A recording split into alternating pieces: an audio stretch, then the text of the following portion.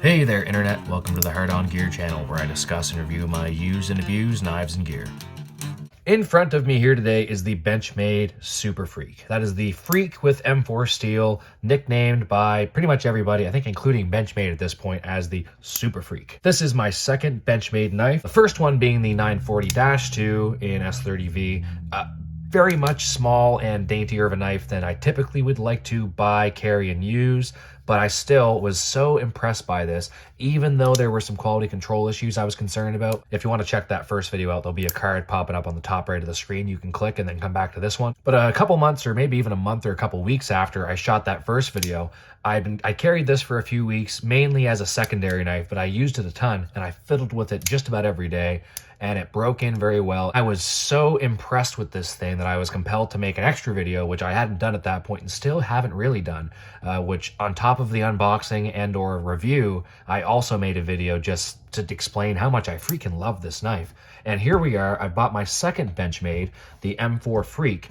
And what do you know? I feel just as compelled, if not, well, quite a bit more compelled, to let you know just how much I love this knife. And if you've been thinking about maybe purchasing it, or if you're like me and it was in your shopping cart multiple times within the last year, let me just use this video to put your mind at ease and remove any doubt whatsoever and let you know that you probably just need to purchase this knife. And if you want to know the other types of knives that I'm into, the Recon 1 was in my pocket for 8 years. This is sort of the standard baseline that I kind of judge a lot of my knives off of, while keeping in mind that this is a little bit big and aggressive for most people's typical needs. From there, I moved on to things like the Manix 2, and of course now on the smaller and lighter side of things, the Paramilitary 2, which is about as light use as my knives typically tend to get. Then we've got things like the Pacific Salt 2 now, and the 8015 from Cold Steel, the SR1 Light just to add to the Cold Steel tanks over here. With the smallest things I'm ever carrying, something like the 940-2 or the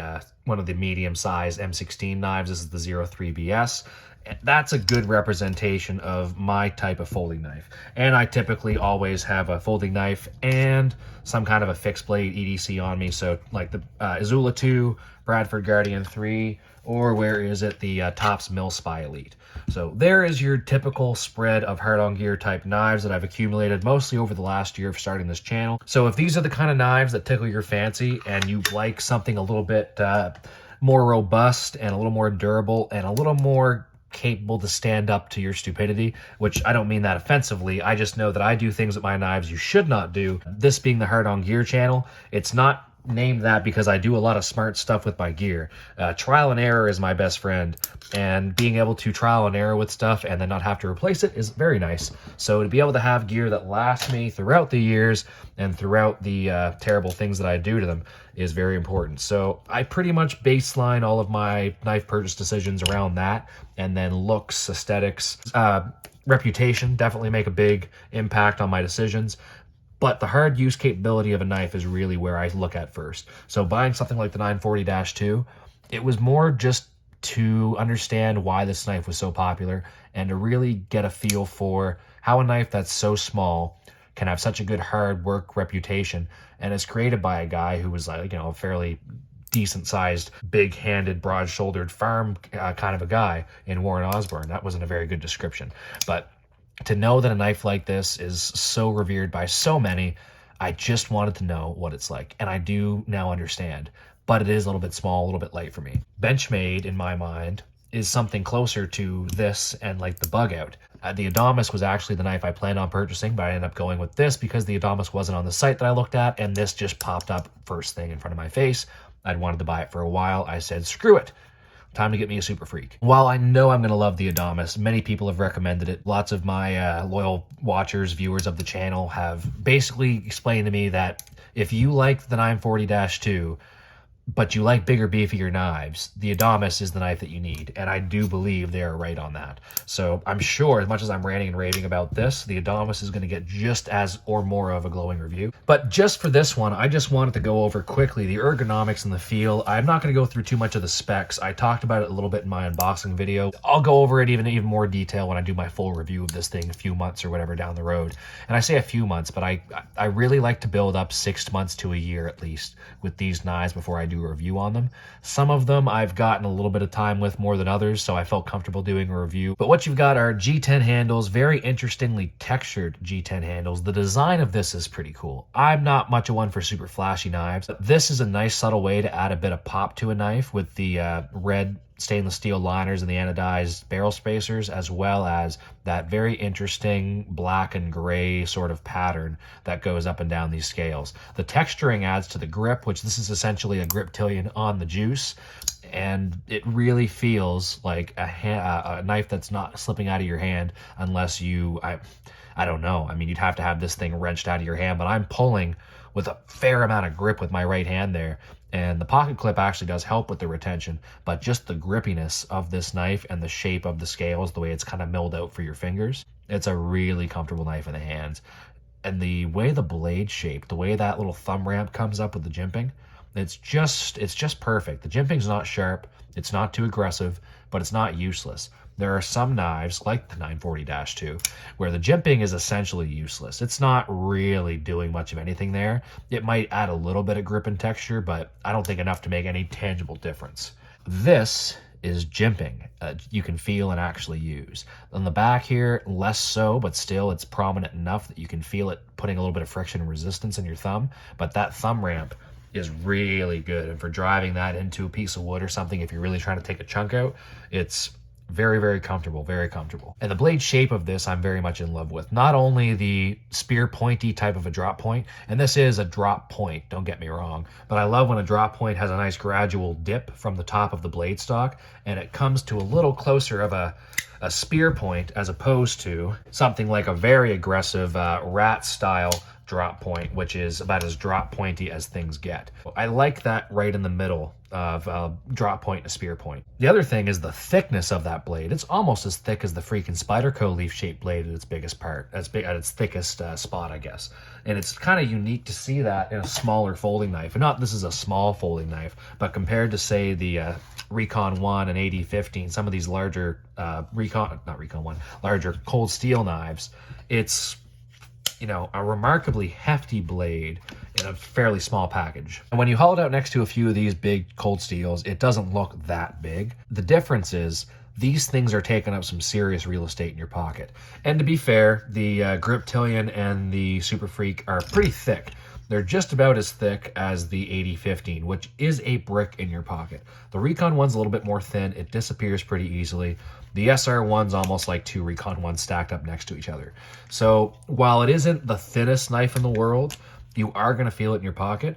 It's remarkably lower profile than something like these knives, but I don't know if you're going to get a whole lot less work out of this blade than you are any of these.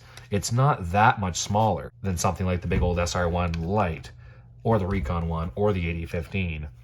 And the way that it's shaped with that big belly, the slicing potential for this thing is, I don't want to say off the charts, but it's certainly a lot higher than the 940-2, which has got some slicing power, but it's not a slicey machine. In comparison to the Manix 2, there is no competition to be had as far as sliciness goes. And actually I did a little versus video, which should be up probably before this video if you want to check that one out. That's a pretty fun little new format that I'm enjoying quite a bit.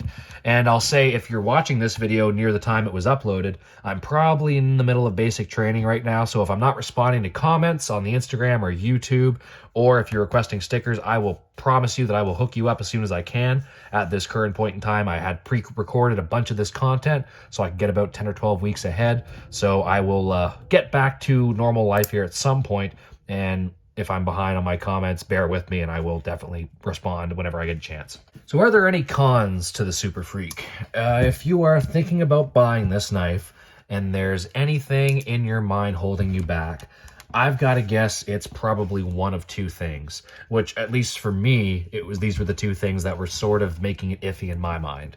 Number one, this is a very hard use knife with Omega springs, which is a bit of a paradox if you ask me, because the Omega springs are a tiny little small gauged wire essentially that wraps around that axis lock, that bar, and pulls it back into place until you open it up, and then it pulls it back into place when you close it. So you've got a very capable, beefy, full stainless steel liner, thick G10 scaled M4 steel folding knife with an axis lock. Same thing for the Ergonomics. It just seems so strange. Like, I know Benchmade's thing is the axis lock, but you'd think they'd almost have an alternative, kind of like Spyderco very much enjoys compression locks. But if they want to make something a little more hard use and a little more ambidextrous, they've gone to a different lock, like the ball bearing lock. Great locking system. Amzn.to, the tri-head locks and cold steel knives, very famous, very popular. Scorpion lock, super cool and innovative. And it's an alternative design that has a lot of benefits for a lot of reasons, including one-handed use, which cold steels aren't, the triad locks in particular, aren't exactly famous for their, fidget-friendly usability with one hand. And it's kind of scary every time you do that you don't want to, accidentally guillotine off one of your fingers. So there's definitely the ability to get some different locking systems, even if your infamous triad lock is what you're famous for. So I'd like to see a harder use locking system out of Benchmade, or maybe just a upgraded version of this. Maybe take a page out of Spyderco's book and do something like the single coil, pushing the ball bearing up. There's something to be done here a little bit tougher than the axis lock, and it would take away maybe some of the fidgetability. But I know many people like myself would gladly trade 20 to even 50% fidgetability, if that makes sense as a metric, for another 50% toughness and durability. If I could be 50% more confident in this knife and have 100% less fun with it, I'd still make that trade-off. So I'd like to see a tougher locking system put out by Benchmade. However, I can't really talk much smack because I haven't damaged these knives enough yet to see how they hold up throughout hard use. And most people will tell you these things hold up just fine. And lots of military folks are big fans of Benchmades. I don't like the idea of grit and sand getting into that little mechanism. I don't think I would trust that lock system over anything else kind of on the table here. Yeah, I might trust it slightly more than a liner lock, just because if this fails, I'm going to hurt my fingers. If this fails, chances are it's not going to be so much a failure that results in my fingers getting chopped off. It's probably going to be I go to pull it back and a spring breaks or something like that. So it's really just the locking system for me that's holding me back. The only other thing is the blade steel, if you're worried about corrosion. Now, I'm going to be moving into different parts of the country. Pretty good chance I'll be somewhere more central and less salty than I am right now. So I didn't know if I wanted to have M4 steel as in my main folding knives because of the rusting. But the more I thought about it, I've been using 1095 high carbon steels for 7, 8, 9 years, and not as EDC, but for the last year I've been using the Azula 2 a lot, and it has gotten rusty on me a few times, but it's not that hard to keep it a little bit oiled up, which is a lot of work for someone like me who's kind of lazy when it comes to gear maintenance in that way. I will get better at that. I'm sure the military will beat that into me really hard, but this is not the most impossible thing to use in a salty environment. So I'm sure with a coated blade like this, and it's a Cerakote coated blade, not DLC, like I'd mentioned in the video, this is going to hold up fairly well. And if I want to throw a little oil on the edge, that'll help preserve it. If not, I tried to use that as a liner lock. If not, hopefully I'll be using this thing enough that it will remain rust-free just through general daily EDC tasks, keeping that fine film off of it. I don't know that this will be my main EDC over everything else, but it's certainly made its way near the top of my rotation. I've been carrying this steady for the last 3-4 weeks since I've got it. A few days before this showed up, I'd actually recorded my top 5 folding knives of 2021, and it's interesting because as soon as I got this in my hands, I felt like I had to redo that video. I didn't bother. It's not something that's going to be static, and as people have mentioned in the comments and stuff, that basically that list could change every day or every week, and nobody'd be that surprised. It's hard to handle different knives all the time and then not have your top 5 list change on you pretty frequently. But I'd say this one would definitely be sliding in somewhere in that top 5. The novelty effect is real, and if you don't understand like what novelty is as a concept, it's worth looking at, because human beings are suckers for novelty, and a lot of the things we do, whether it's sex, drugs, rock and roll, or knives, we tend to chase novelty more than we need to. So in the moment, I'm still in my honeymoon phase with this knife, so I'd say this is probably shooting right up there with the top 2 or 3. I won't spoil the video, but if you want to check out that top 5, I think this one's right up in the top 3 right now, if not top 1 or 2 for sure. I don't know if this is going to beat the Mannix 2 or the 8015 or the Pacific Salt 2 or the Recon 1 or the even the paramilitary to any of these really awesome knives that I've been carrying and handling a lot the last year, all of which I very much love, all of which you're going to see within the top 10 of my folding knives. I think I like this one as much or more than anything else on this table though. So once the novelty wears off, we'll see what happens. And when I do my updated top 5 list, probably the end of 2022, it'll probably be a yearly update. I think you're going to have a hard time knocking this thing out of the top 5. There's a couple more knives, folding knives in particular, that I know I really want to order, like the Ergonomics, like the Spyderco Yojimbo or Yojumbo, but I still don't know if I'm going to be as blown away and overwhelmed by how much I like those knives the same way that I've been very much fascinated by how much I'm enjoying this Super Freek. And part of it's the aesthetics. I'm not a very aesthetically driven person when it comes to buying a lot of stuff, including knives, unless you could say that, well, you're into plain black tactical looking stuff. And for the most part, it's, yeah, that all kind of falls along that line. This is a little bit flashier than all that, and the red liners are very nice. It's kind of like a crimson, like a dark, it's different, and I'm a kind of a fan of the color red anyways, that red with a little bit of black and dark look to it. I don't know what it is, but this thing has done it for me since the first time I seen a picture or a review online, and it really is a knife that I planned on purchasing for the last year. I just wasn't sure if it was worth me prioritizing near the top of my list.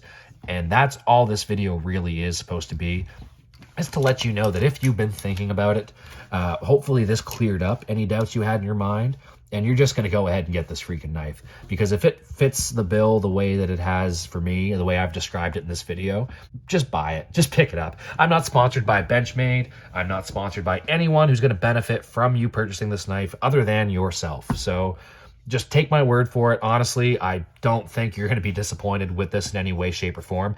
Even if you live in a salty environment, it would take a little bit of work to oil this thing up, but it's not going to be nearly as bad as what you or I would have thought. And when I say I live in a salty environment, I don't live on an island, but I'm on the water. Like, trust me, like where I'm looking, I guarantee you there's like sharks and lobsters and all that kind of stuff swimming around. So this thing can hold up fairly well. I haven't had it for that long, but trust me, if it was going to rust within a day or two, I would have seen a speck of rust on this thing by now.